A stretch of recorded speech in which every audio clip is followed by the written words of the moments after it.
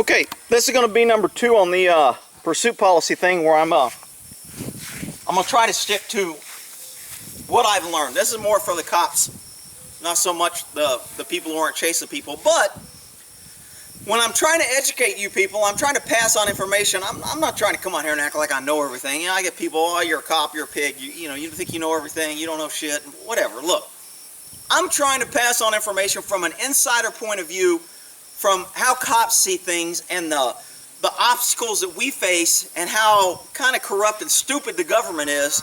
And more laws and regulations and stuff usually just screw things up. And I know this is kind of counterproductive because I'm saying we ought to have a pursuit policy, so I'm calling for more rules, but government needs to be held in check. I got no problem with rules for government impeding on people. I got problems with government, or I got no problem with rules, government impeding government, because that's what it should be. But when they impede the public and the citizens, that's where I got a problem with government overreaching and all that other stuff. So pursuit policy. What are the big lessons, or what would my advice be for people in pursuits? Well, look, if you're a young cop, you want to get your experience. They even give out little pins and medals that you can wear. I don't know if all agencies do that, but in California, there's a thing called 10851. That's 10851 is the vehicle code for stolen vehicle. So you can get a pin, and if you get 10, and this is to encourage officers to go out there and look for stolen vehicles, if you get 10 unoccupied stolen vehicles, and I think it may be 4 or 5 occupied, you got to have somebody behind the wheel, then you get to wear a little pin on your uniform. So if you get dressed up or something, you have a nice pin that says 10851, meaning that you went out there and you were jobbing and you found a lot of stolen cars and you chased a few stolen cars. Now the problem with that is you get that pin if you assist or if you help. So if somebody's in a stolen vehicle, I want to go over there and assist so I can write this down, get the pin so I can justify getting my little ribbon. Is that good or bad? Well, it's a motivation tool to kind of give cops a reason to go out there and look for stolen vehicles. A lot of cops will be like, yeah, shit, I don't care about stolen vehicles. When it gets caught, it gets caught. I don't want to get in a pursuit so I can get sued or somebody can get hurt, so I don't want to mess with stolen vehicles, so I don't care about stolen vehicles. So this pin is a way maybe to motivate you. Is it the right motivation? I don't know. You can decide. So for me, chasing a lot of cars and doing a lot of pursuits, I mean, it's hard to tell. I mean, it's very, very hard to stop chasing somebody once you get invested and kind of hooked on. Once you start that pursuit, it's hard to stop it because you've already risked your own safety. You've already risked public safety. You know the guy is running. The harder he runs, the more you think, man, he must have something to hide. He must be a danger. So the more I got to try and catch him. So there's this compounding effect as you chase somebody. The longer you're in it, the more you're going to want him. There's also the personal effect. When you chase somebody, every time that you almost get killed or somebody else get killed, it gives you that fight or flight. You get that adrenaline pump and you're like, shit, this mother, he just almost freaking killed me. I can't wait to catch this piece of shit. So now it becomes personal because you're risking your life and you get caught up in that mental, holy shit, I better catch this guy. He just tried to kill me. It's his fault. He's causing it. This is all him.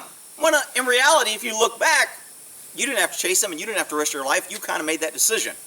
But it's a decision that you're torn between because you're a cop and that's your job and you don't want to be a wimp and you don't want to let the guy get away and you don't want to send a message that if you run, you can get away and I won't chase you. So there's all these factors that just people just don't get when they're out there critiquing cops. So I get it. I see both sides. Does that make me smart and brilliant? I don't think so. It just means that I have experience on both sides, so I have factors from both sides that weighs on my opinion.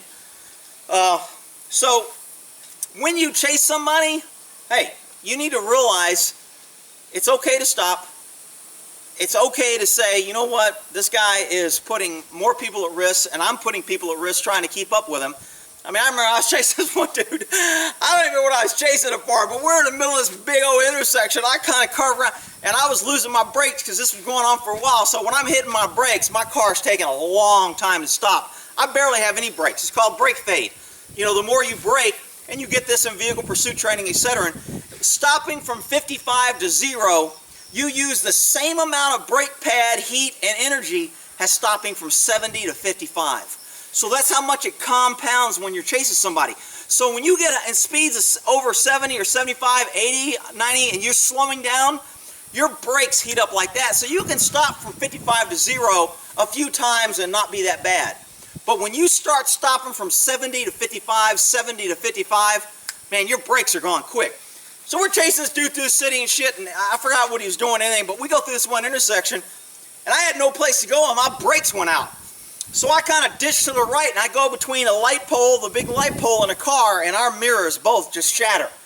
And I don't know who this car was, and I'm in another jurisdiction, and I'm not going to stop because I got to get this knucklehead. Now I just wrecked another car. I got to catch him. So I'm like, hell no, I'm not letting this piece of shit get away. So I keep going.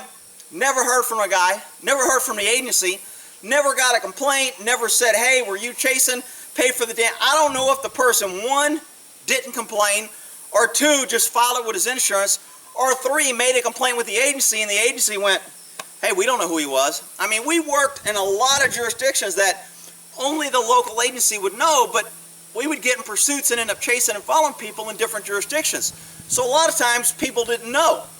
And they didn't know till we either got on their radio or they saw a few unmarked units fly by code 3, and a marked unit's like, what the hell, who are these guys? And then they would jump in with us, and we'd have no communication. So, but I mean, that always amazed me. I was like, I wonder what happened to that dude's mirror. I wonder if he ever got paid. I wonder, you know, what the hell? Because my mirror got trashed, his got trashed, and nothing. But anyway, so at some point, you need to realize what are you chasing, and when can you stop, and when does it become dangerous, and when are your brakes fading, and do you have the ability to disconnect from the personal and go, you know what, hey, I'll live to fight another day. This guy can live to do crime another day. I'm going home. I don't want to get sued. I don't want to risk days on the beach. I don't want to get written up. I don't want to go through an internal affairs investigation. I don't want to be yelled at for violating policy. I don't want my jacket grown that I'm chasing people or I'm a cowboy or whatever. So at some point you have to go, hey, you know what? I got to be able to disengage. That's very, very hard to do when you're in a chase. Because remember, when you go into chase mode and that siren goes on and you hear that beeper and you're trying to talk on the radio and you're trying to remain calm, your heart rate is still up. You know, it's jumping to that 200 beats. You're going in that fight or flight I talk about all the time. All your large muscle groups are getting all your blood. Your thinking goes back to primitive thinking, survival. So you lose ability to do minor muscle movement, but staring, now those are large muscle movements, you can do that okay, but you're still sitting in a seat and you're not releasing any of that energy and adrenaline pump. So that causes you, I think, to formulate, you're not really looking at this objectively. You're not really looking at it kind of like from a standpoint. There goes my hat from the wind, so I don't know if that's going to help or worse, but I'll leave the hat off. So, you know, from a cop to a cop about pursuits, you got to make your own decision. You know, you got to comply with policy. You have to do the risk and reward. You have to do the ego, and the other cops are going to dog me because I canceled it, and people are going to call me a pussy and a wimp because I was afraid to chase him. You know, you have to go through, if I let him go and he goes out and kills somebody, now it's like, damn, had I chased him and caught him, that person would be alive.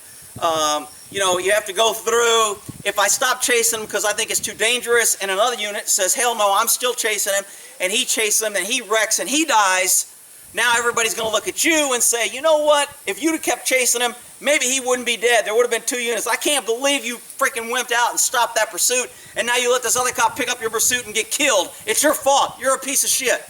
So there's always these external factors as a cop. And again, cops have a lot of pull on other cops. There's this brotherhood. I don't care how many people say there's no blue line, there's no this and that. There is a trust and bond between people that risk their lives together. When you depend on somebody to save you, this bond grows. This loyalty, this trust factor, this close bonding relationship happens in life or death situations. Military get it in combat, cops get it on the streets in critical life incidents. If you're ever been in a robbery, a store, and you're a citizen, and somebody saves your life or you get in a fight, those people bond very quickly. I did a video on what's called the Stockholm Syndrome, and that becomes where a woman was taken hostage by a bank, and she ends up marrying the bank robber because she was in this life or death situation, and she got such this close bond with her hostage taker that they developed a strong enough bond to get married later. And they teach that a lot in the Stockholm Syndrome. You can't trust anybody. When you go in, everybody's a bad guy because you don't know who's connected with this person and suddenly become their friend. You may think there's 2 bank robbers, but over 3 days of hostage negotiation, they've developed a bond, and now they have 4 or 5 people that think they're good people and think that the system's against them and think that they didn't have a chance and think that the cops are the bad guys. So when you come in and rough them up, you get jumped from behind. So that's why if you see when cops go in situations, everybody gets handcuffs and everybody's a bad guy until we prove different. You know, some people in my home are in a home invasion. When you go in there and start locking up the homeowner, they're like, I own this, you're coming into my house, this is unconstitutional, how dare you arrest? Dude, I don't have time to argue with you. Until I figure out who my friend and foe is, everybody gets handcuffed, everybody goes to the ground, and everybody's a bad guy till I prove different. If you don't like it, tough. I'm staying alive, I'm going home with the same amount of holes that I came to work with, period. So, you know, again, all these factors that I try to get out to people, I want to create more critical thinking. I want to create more than what the media feeds the sheep.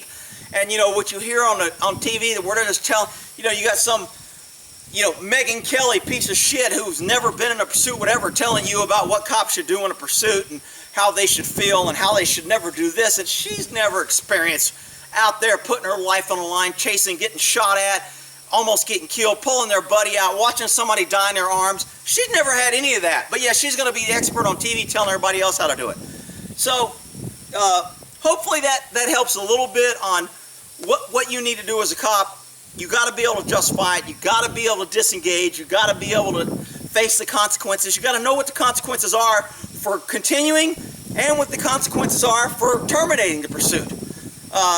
You know, so pursuits are one of those things that I just always kind of, you know, when I was younger, I loved them. I think they were great. I thought there should be no restrictions and cops ought to be able to chase anybody, and you shouldn't run from the cops, and we should be able to chase you if you run, and that's it. You're wrong. And then as you get older and you go through and you see the carnage and everything, again, that changes. And, you know, you're always going to get a different opinion from an older cop or a younger cop. And, you know, a lot of people are going to say the older cops is just burnout.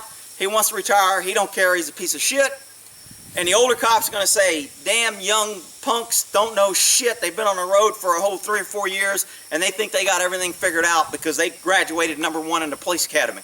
So it's a learning process. It's a process that changes you. I think everybody goes through that in any career. Politicians go through it. They may come into it thinking, I'm going to change the world, I'm going to do this, and then 10 years later they're lying and they're just as crooked as every other politician. And, you know, no matter what career job you do, there's this bonding, camaraderie, want to be a team player, don't want to fight with your own people, got to depend on these people. Except with cops, it's magnified because they're saving your life, and they can save your life, or they can get you killed. So that makes the bonding process a little bit stronger, and people want to criticize cops for it, but it's a reality. And unfortunately, you're not going to do away with it when you have risky jobs being done by people who are willing to take that risk. So hopefully that helps a little bit. We'll end that there.